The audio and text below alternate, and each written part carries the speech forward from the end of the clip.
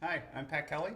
Okay, in this problem, what they give us is this f of x equals e to the x. And what you know by now is that we have these Maclaurin polynomials, and there is a Maclaurin polynomial that will approximate the value for e to the x for specific values of x.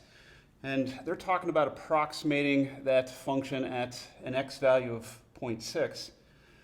But our job in this problem is not to do the approximation. What they want us to do is to decide the degree of that polynomial such that the approximation will have an error that's less than 0.001. Okay? Here's how we're going to do it. What I've written in green here then is the result of Taylor's theorem. Taylor's theorem gives us a good handle on what the error will be for any given degree of the polynomials that we're working with. So the nth degree of the polynomial will have this error computed with this formula, if you want to call it that. So all we're going to do is apply the specifics to our situation into this formula and see what it takes in order for the error to be less than 0.001. Our final answer here will be an n value. They're asking what degree of the polynomial will give us an error that's less than that margin. Here we go. So I'm looking at this formula, and for us the specifics is capital R. I don't know n, but I do know that x is 0.6. And that's all just notation for what the error is. How to find that error is on the other side of the equal sign. All right, so f, and then this notation is differentiation, right? So I still don't know what n is, but once I do figure it out, I need to differentiate f n plus 1 times. So where I'm at in my work is I still just have to write f, and then we're talking about the n plus first derivative.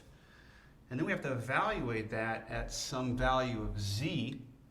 And we don't know what z is either, but we do have bounds on what z is, what z can be. It's going to be between c and x. That's from Taylor's theorem. So for us specifically, c is that value of x that you're centering your polynomial around, and for us it's 0. Remember, Maclaurin polynomial, we're centering at 0.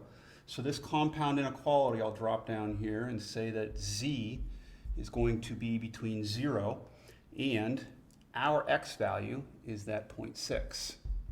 Don't know what z is, but I know it's in that range. Get back to the formula. Divided by n plus 1 factorial, and I still don't know what n is, so I've just got to write n plus 1 factorial. And the next thing in the formula is x minus c in parentheses. Our x, again, 0.6, minus c, which is 0. So let's just close the parentheses and raise to the n plus 1 power. Okay, that's our error. We don't know n. We don't know exactly z. We know where it is. But our job is to find out what n will make this expression less than that 0.001. I'm going to clean this up just a little bit, even though I don't know some specifics like the n's and the z's. But what I do know is the derivative. I can't know what derivative I'm taking because I don't know n. But look at your original function, e to the x.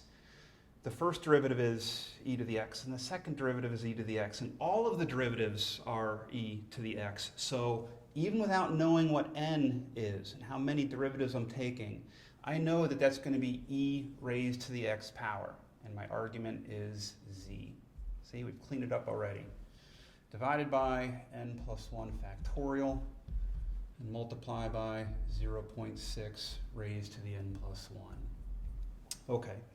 Also going to give you some advice here with some of your other problems is that thinking that we did in terms of the derivative from the original function, you have to be able to find a pattern. We got lucky. We happen to have the easiest pattern. The derivatives are all the same. But for each of the other problems that you work on like this, there will be a pattern in what the original function is and what some unknown derivative of that function will be. So look for that pattern. All right, now here's where we're at. What we want then, we want that error expression that we came up with, e raised to the z over n plus 1 factorial, 0.6 raised to the n plus 1. Let's there. And what we want is for that error to be less than 0.001. Got to figure out what value of n is going to make that true. Okay, here's the next trick. And you use a similar trick in your other problems like this. My next trick is I'm going to look at that e raised to the z power part. And I kept saying how we don't know what z is, but what we do know is that z is between 0 and 0.6. So think about what this expression could possibly be, and more specifically, how big could it possibly be? If I started at 0, e to the 0 power is 1, and as you put in higher and higher values of z, e gets higher and higher. It's an increasing function, okay?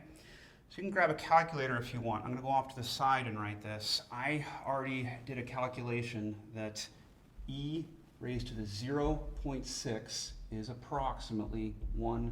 And I focused on the 0.6 because of that fact that it's an increasing function.